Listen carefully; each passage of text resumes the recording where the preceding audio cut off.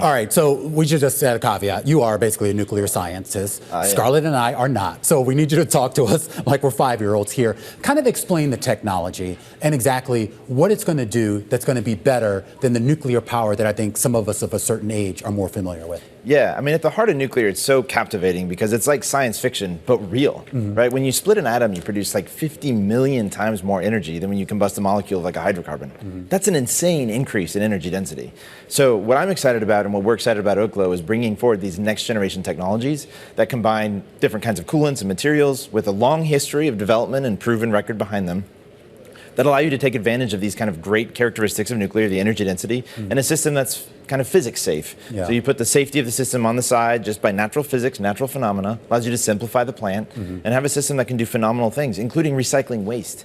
So things that are sort of some of the challenges people have seen with nuclear, being big, expensive, you can change by being small, being affordable, being able to recycle waste. Right. It's very promising. What about being safe? Because you know that's been a bug. One of the reasons why we really haven't built a lot of nuclear reactors in I don't know however many years here. But I mean, I came up of a certain age where nuclear reactors were a thing, nuclear power plants were a thing, and then they kind of fell out of favor, and then it just became everyone was just scared to do it. Yeah. Has that changed? I think it is changing a lot for a couple factors. One, I think one thing that's fascinating is people have really started to dig in to understand the promise that nuclear has. And they realize that when you look at the data, it's actually one of, if not the safest source of energy we have that produces significant amounts of energy, and it's clean. It doesn't produce carbon or, warming emissions. That's a huge benefit. And people who are curious about how do we solve climate, how do we solve the energy transition, how do we power our future of when we look at this transformative technology of AI coming forward, they see the upside potential that nuclear has. And they dig into it, they learn, they get excited. But then these next generation systems build on that already great record by simplifying it, by just putting the physics of safety in its side. In other words, they become self-stabilizing. As they heat up, they shut themselves down. Natural forces do it. You don't need people, you don't need things like that.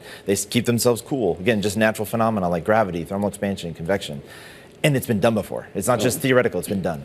So going back to Romain's point about how the perception towards nuclear power has really shifted in the last couple of years, there was a Pew Research survey done last year that found 57% of Americans now support the use of more nuclear power. That's up from 43% in 2020. We know there's tremendous demand for affordable power, but is there specific demand for nuclear power, or are corporate customers and consumers kind of agnostic to what kind of power they want?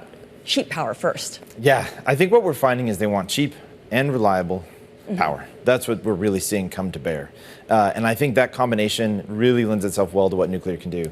And then when you add on the clean attributes, it really rockets it up into sort of a unique product offering in the energy markets. So corporate customers get excited because you can have something that helps them meet their climate goals, provide reliable power that they can run a business 24/7 off of, and ultimately be very affordable. And I think that's what is actually very exciting right now about where nuclear is coming forward. And when you look at what an AI sort of application is, it's really energy 24/7 needed. They like it to be dense, compact. Mostly the appetite, because of the demand signals in AI, is to build these things close to where the data centers are going to be built to use the power from them.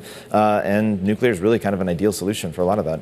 So you're planning on going public. Why now? What is it about the environment right now that lends itself to you're going public, or is this you need to raise money because of what you see in the next 3 months or 6 months? Yeah, that's a great question. I mean, so we about a year and a half ago, we saw the opportunity set for our product and sort of the market starting to take off. And we knew that being public was a place the company would end up being because of the opportunities it opens for us on a number of fronts. And then it was about finding the right partnership and the right sort of timing. And we found that with the Alt-C SPAC vehicle, which we're very excited to partner with, successfully complete that merger 2 weeks ago.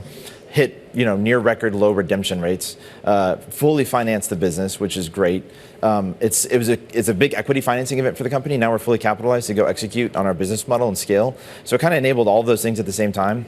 The company itself is now structured where you have a lot of long-term shareholders, like my co-founder and I, and our major investors are all locked up over like a 3-year period. It's all about building the long-term value here. What we talk about at the company is, look, this is a technology set that can literally power the planet for 1 billion+ years using proven reserves and known technologies. Yeah.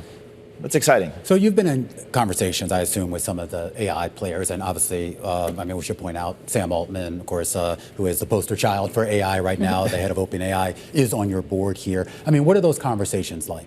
I mean, it's been insane how that number of what they're expecting in terms of power needs has shifted the entire data center conversation kind of from where it was pre-AI to where it is now. People used to talk on the data center side, we'd hear customers talk about selling a couple megawatts at a time as kind of big sales. Now it feels like it's hundreds of megawatts to gigawatts. Wow. And they're so oversubscribed. It feels like all the power we can deliver, people will take, is what it kind of feels like, only for the AI side. And there's other markets too on top of that. And I think the AI use case is still evolving. I think we don't fully have an understanding of how AI, using AI, how it uses energy, how the user interface of AI is actually going to change the energy dynamics. We have ideas of it. We know it uses more energy than typical search. So it's just creating this massive demand pull.